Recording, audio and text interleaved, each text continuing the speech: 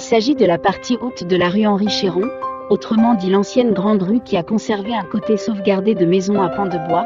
Certaines datent du XV et XVIe siècle pour les plus anciennes, ensuite du XVIIe au fin XIXe. La plupart sont classés monuments historiques depuis 1929 et 1931.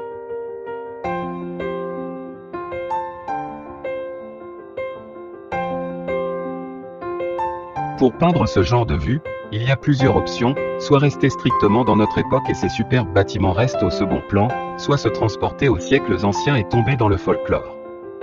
Il m'a semblé, idée tout à fait personnelle sans aucune prétention, que la neutralité et l'objectivité étaient plus correctes et plus honnêtes. Comme pour toutes les autres vues de Lisieux, j'ai supprimé les objets parasites.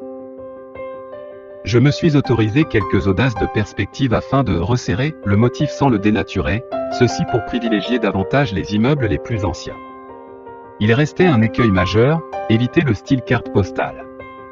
Mes notes et ébauches m'ont orienté vers une idée d'atmosphère, une idée s'inspirant de cette lumière normande des soirs de pluie, qui donne des ciels tourmentés et lumineux à la fois. J'ai essayé, j'ai peut-être réussi.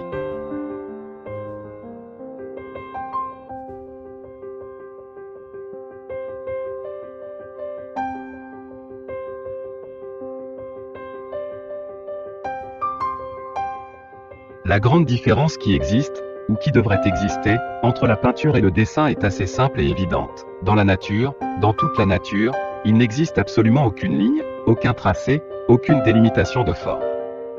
Le monde qui nous entoure, du fin fond d'une mine de charbon à l'horizon le plus pur, ne se distingue dans sa forme que par la lumière, donc par les couleurs qui se côtoient, qui s'ajoutent, se superposent.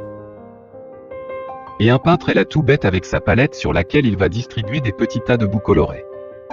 Alors si jamais il dessine les formes qu'il veut représenter, ça va se compliquer. Je persiste à penser qu'un peintre n'est plus un dessinateur, même si ses dessous sont solidement ébauchés, il a l'obligation de ne jouer qu'avec des taches de couleur.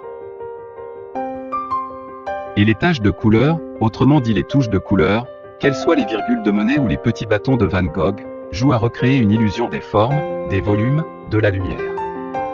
Vous rendez-vous compte de la performance pour transposer une vue en 3D sur une surface plane ?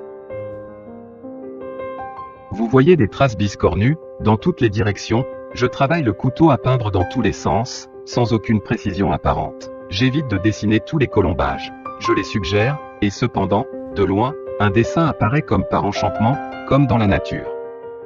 Un jeu de construction, un désordre voulu et trompeur, des coulures de couleurs, beaucoup en ton pur, d'autres en mélange réfléchi. Ici, j'ai oublié les très laides vitrines modernes installées n'importe comment dans les immeubles classés. Il semble qu'il n'existe pas de plan d'unité de patrimoine à Lisieux.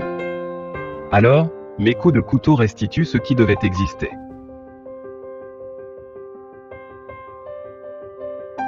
Depuis tant de siècles, cette rue historique traverse la ville.